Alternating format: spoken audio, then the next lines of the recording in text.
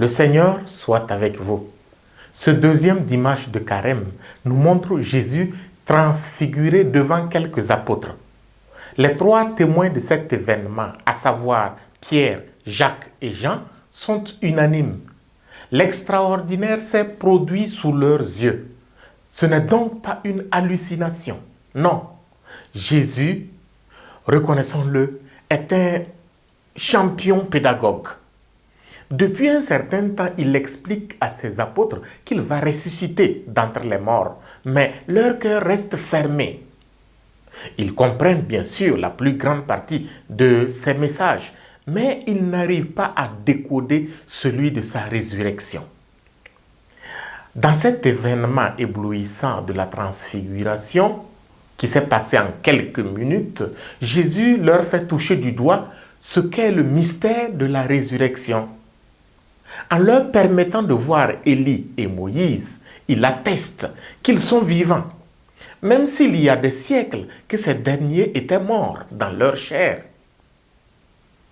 En prenant lui-même l'aspect de lumière et en se présentant transfiguré comme Moïse et Élie, Jésus démontre aux spectateurs qu'il a le pouvoir non seulement de ressusciter lui-même, mais également de ressusciter ceux qui étaient endormis dans la mort bien avant lui. C'est une magnifique espérance que les apôtres eux-mêmes comprendront seulement après la résurrection de Jésus, 3 jours après sa mort. De nos jours, il y a bien des manifestations divines que nous ne sommes pas toujours en mesure de comprendre.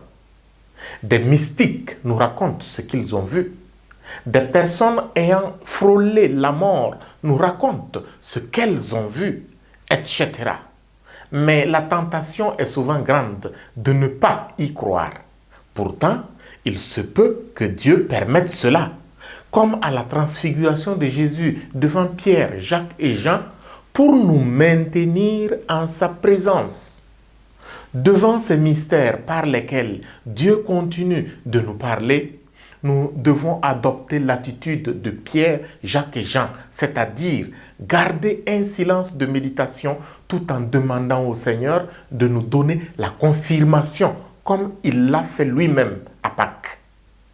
De cette façon, nous deviendrons vraiment des citoyens du ciel, comme nous le rappelle Paul.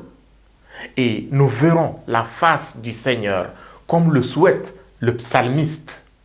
Car il n'y a pas une alliance plus grande que celle-ci, être en présence du Seigneur. Puisse Jésus transfigurer nos vies, nos esprits et nos cœurs, pour nous garder toujours en sa présence dans l'alliance éternelle. Amen.